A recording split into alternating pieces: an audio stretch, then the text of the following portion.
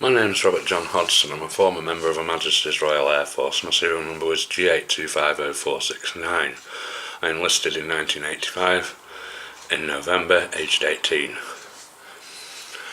Everything was perfect in my career and everything had been going swimmingly until the morning of November the 7th, when I was woken by the duty sergeant at about approximately 3:45. He asked if I was Airman Hodgson. I said yes, and he also asked if I had any sisters. At the early hour, it made me rather worried.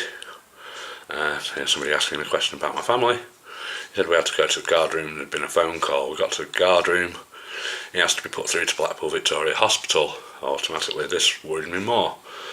And then he asked, when he got through to the hospital, to be put through to Mr. Hodgson, my father, in ICU, which amplified the concern incredibly. One of my sisters must obviously therefore be in ICU at Blackpool Vic. He passed me the phone and said it was my father, and my dad said, "Bobby, it's Gillian. They don't think she's going to pull through." This is 3 weeks before she's supposed to be married. I'm being told whatever is wrong with my sister, and I don't know.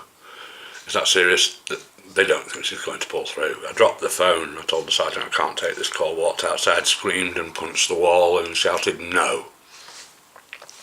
My head was swimming, my stomach was coming up into my mouth, my heart was pounding, I was feeling dizzy and sick. The sergeant took the remainder of the call, came outside and said, "It's alright, son. I've got the duty driver up to take you to the hospital, I've got the duty clerk up to prepare the paperwork, and I've woken up the duty officer to sign your release." We went over to the station headquarters. The car was already parked outside, the clerk was already there, the officer was nowhere in sight. The sergeant built a safety net around me, recognising that I was in traumatic shock as prescribed by even St John's Ambulance Brigade when I did their course in 1983 whilst at Cahill High School. The officer didn't turn up for another 45 minutes, and when he finally walked in, his first words were, "There's no need for a car. It's only his sister. He can go by train. Prepare a warrant." And he walked off and sat in his office. The sergeant looked shocked, the clerk looked shocked. The sergeant said, I'll see what I can do, and he walked off to try and change the officer's mind.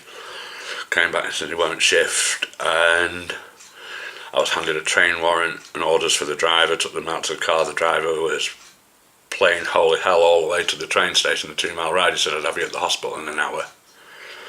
I spent the next 2 hours from 5 o'clock till 7 o'clock at Stafford train station, shaking, crying, begging God to take me and not my sister.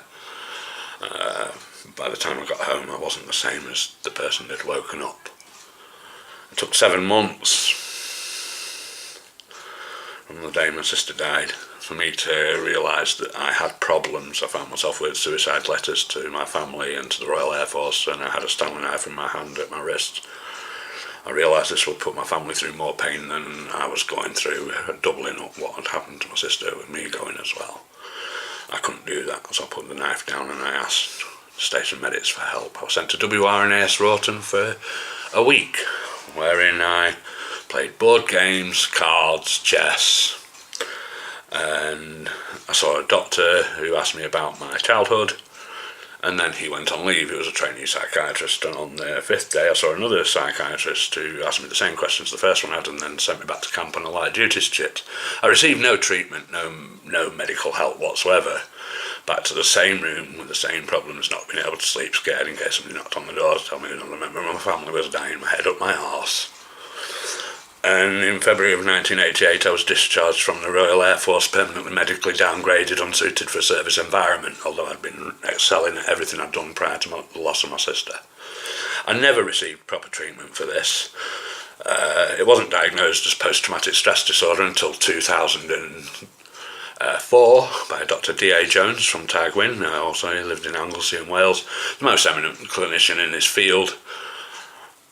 The Secretary of State for Defence and the Royal Air Force claimed that I received treatment for a condition that they never even diagnosed.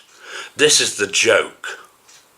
This is the joke that led to everything else, the abuse by the police and everything else, me asking for help for over 20 years. Well, now it's 30 years.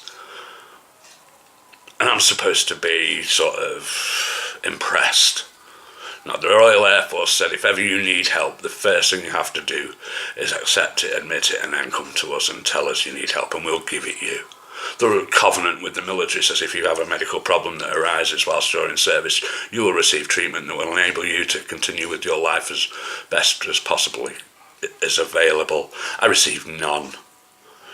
The Secretary of State and the Royal Air Force are still lying about the fact that I received treatment. We played board games, Monopoly, Trivial Pursuit. I never received any treatment. I'm still waiting for my colleagues in the Royal Air Force to accept that they've dropped a bollock and actually do what they're supposed to do, but it's never going to happen. The Ministry of Defence and the Home Office are more prepared to beat the living daylights out of you and illegally detain you, to shut you up and stop you asking for the help that they've not given you. It's sickening to think about. Sickening.